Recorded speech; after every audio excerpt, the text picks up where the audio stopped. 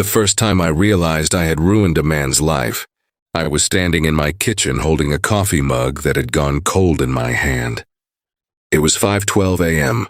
The sky outside my window was still a heavy blue-black, the kind that presses against the glass before dawn. My house was quiet, too quiet. My wife Ellen was still asleep upstairs. The dishwasher hummed softly. The refrigerator kicked on and off like a nervous tick. And on the small television mounted beneath the cabinet, the news anchor with careful eyes and a solemn voice was saying the words, "I will never forget. New evidence has surfaced in the 2012 murder conviction of Daniel Ruiz." Attorneys for Ruiz claim the man has been wrongfully imprisoned for over a decade. I didn't breathe. Daniel Ruiz, my case, my verdict, my voice firm and unquestioning, echoing in that courtroom 12 years ago. Guilty. The mug slipped from my hand and shattered on the tile floor. Upstairs I heard Ellen stir. I didn't move. I couldn't. Because in that moment, standing barefoot in my own kitchen, I felt something I had never allowed myself to feel before. Doubt. 12 years earlier, I had believed in the system the way some men believe in God. I had been appointed to the Superior Court bench at 42, the youngest judge in the county at the time. I wore the robe like armor. The courtroom was my cathedral. The law was scripture, structured, precise, sacred. Daniel Ruiz's trial had been one of the most high-profile cases of my early career. A young woman named Madison Hale had been found dead in her apartment. 26 years old, elementary school teacher, blunt force trauma, no forced entry. The city had erupted in grief. Ruiz had been her neighbor, a mechanic, 28, no prior violent record, divorced, quiet. The prosecution built a tight case, a partial fingerprint on Madison's kitchen counter, a neighbor who claimed they heard shouting the night of the murder. A man's voice, they said. Surveillance footage from a gas station 2 blocks away that showed Ruiz walking in the direction of Madison's building around 10:30 p.m. No solid alibi. And then there was the final blow. A jailhouse informant who testified that Ruiz confessed while they were both held pre-trial. The defense called it circumstantial. They argued contamination of the crime scene. They challenged the credibility of the informant, but the evidence felt coherent, compelling. The jury deliberated for 9 hours. 9 hours! When they filed back in, the courtroom felt electrically charged. I remember Madison's mother gripping a tissue in both hands. Ruiz sat stiffly, his jaw clenched, eyes fixed straight ahead. On the charge of murder in the first degree, we find the defendant guilty. There had been a gasp, then crying, then Ruiz shaking his head over and over, whispering something I couldn't hear. At sentencing, he looked directly at me for the first time. "I didn't kill her," he said. His voice was steady. "I swear to you, Your Honor, I didn't." I had heard that sentence 100 times before. In my mind, innocence protests were expected. Almost ritual. I leaned forward slightly. The jury has weighed the evidence and delivered its verdict. This court sentences you to life imprisonment without the possibility of parole. The gavel struck. Case closed. Or so I believed.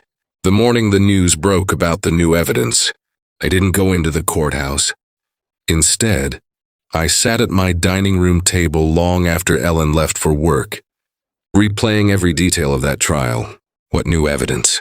What could possibly overturn a case that solid? By noon, my phone was vibrating. Constantly, colleagues, reporters, the Chief Justice's office. I finally answered a call from Assistant District Attorney Mark Feldman, the lead prosecutor from Ruiz's case. "Have you seen this?" he asked without greeting. "Yes. It's a stunt," he said quickly. "Defense attorneys chasing headlines. Some independent forensic review. You know how this goes." "What evidence?" I asked. There was a pause. "They're claiming the fingerprint analysis was flawed, that the partial print could belong to multiple individuals, and they're challenging the informant's testimony." Apparently he recanted. Recanted. I closed my eyes. "And?" I asked. "And nothing. The jury saw the totality of evidence. Even without the print or the informant, there was enough. Was there? I didn't answer. Don't let this get in your head, Mark said. We did our jobs. After we hung up, I stared at the wall for a long time. We did our jobs.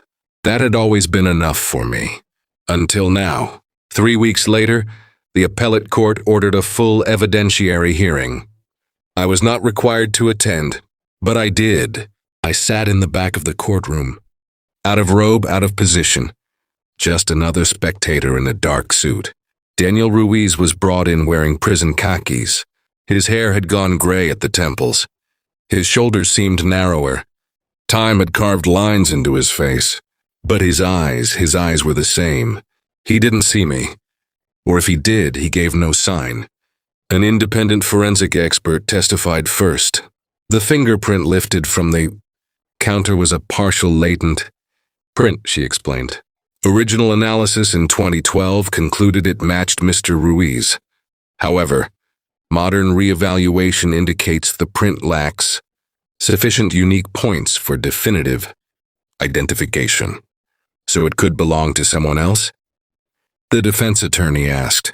Yes, it could, the courtroom murmured. Next came the bombshell. The jailhouse informant, a man named Curtis Boyd, took the stand under subpoena. He looked older, harder. Did Mr. Ruiz confess to you? The defense asked. Boyd shifted in his seat. No. Silence. You testified in 2012 that he did. I lied. A ripple went through the room. Why? The prosecution offered to put in a good word with the judge on my own sentencing. I figured. What did I care? He was going down anyway. I felt something in my chest tighten. The defense attorney didn't need to ask the next question. Were you promised leniency? Yes. Mark Feldman stood abruptly. Objection. Overruled, the appellate judge said. The air felt thin. When Ruiz was finally allowed to speak, his voice trembled for the first time. I told you, he said, not looking at anyone in particular. I told you I didn't do it. I left before the hearing concluded. I couldn't sit there anymore. The ruling came 2 months later. Conviction vacated. New trial ordered. Daniel Ruiz was released on bail pending proceedings. Released. 12 years. 12 years in a concrete cell because I had presided over a trial where lies were told and weak. Evidence was treated as certainty. I tried to tell myself it wasn't my fault. The jury decided. The prosecution presented evidence. The defense cross-examined. I followed procedure, but the thought kept circling back. I sentenced him. My voice made it final. A week after his release, I requested a meeting. My clerk looked startled. With Mr. Ruiz? Yes. Sir, that may not be appropriate. I'm not meeting him as a judge. I didn't know what I was meeting him as. A man seeking absolution, perhaps. He agreed. We met at a small conference room in a downtown office building. Neutral ground. He walked in wearing jeans and a plain button-down shirt. No shackles, no guards. Just a man. We stood there for a second, facing each other. Mr. Ruiz, I began. Daniel, he said quietly. Daniel. I swallowed. I wanted to speak with you. Personally. Why? Because I don't sleep anymore. Because your face is in my dreams. Because I'm not sure who I am if I was wrong. I needed to hear from you, I said. About what happened. He studied me. You mean that night? Or the 12 years after? The question cut deeper than he intended. Both. He sat down. I didn't kill Madison, he said. We were friendly. She'd asked me to help fix her sink once. That's probably how my print got there. I nodded slowly. The night she died, I was out walking. I do that when I can't sleep. I passed the gas station. That's the footage they used. And you didn't go into her apartment? No. His hands trembled slightly on the table. You know what the worst part was? He asked. I shook my head. My mom died while I was inside. Stroke. I couldn't even go to the funeral. The words lodged in my throat. I wrote letters, he continued. To anyone who would listen, appeals, petitions, most. Got denied without a hearing. He looked at me then. Did you ever think I might be innocent? I could have lied. I didn't. No, I said. He nodded once as if that confirmed something. I figured. Silence stretched between us. I don't know how to fix this, I said finally. You can't, he replied. The retrial never happened. 2 months later, newly tested DNA from skin cells. Under Madison Hale's fingernails matched a man named Victor Lang, an ex-boyfriend with a history of violence who had left the state shortly after the murder. He was arrested in Arizona. Under interrogation, he confessed. I lost my temper, he said. I didn't mean to kill her. The news spread like wildfire. Wrongfully convicted. 12 years stolen. Public outrage surged, and my name resurfaced in every article. The presiding judge in the original trial. Talk radio hosts debated judicial accountability. Comment sections filled with venom. Ellen tried to shield me from it. You followed the law, she insisted one night as we sat in the dark living room. I followed it right into a grave, I said. It wasn't your evidence, but it was my courtroom. I began reviewing old cases late into the night, transcripts, sentencing decisions, looking for cracks, for signs I had missed something else. Paranoia, maybe, or guilt searching for company. 3 weeks after Lang's confession, Daniel Ruiz filed a civil lawsuit against the city. He didn't name me personally. He could have. He didn't. The city settled for $9.8 million. The press called it a historic payout. I called it insufficient. No amount of money could buy back time. One evening, months later, I received a letter. Handwritten. From Daniel. I stared at the envelope for a long time before opening it. Your Honor, I don't know why I'm writing this. Maybe because I need to let it go. I was angry at you. I hated you, if I'm honest. But I've realized something. You didn't put me in prison alone. A lot of people failed. I can't spend the rest of my life drowning in that.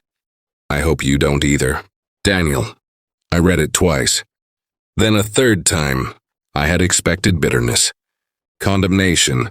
Instead, he offered something I wasn't sure I deserved. Release. The following week, I stood in my courtroom again. Different case. Different defendant.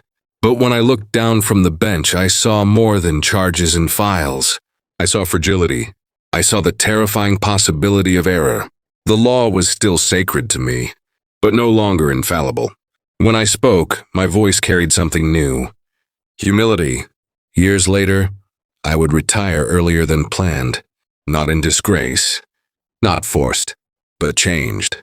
On my final day, I removed the robe slowly in my chambers.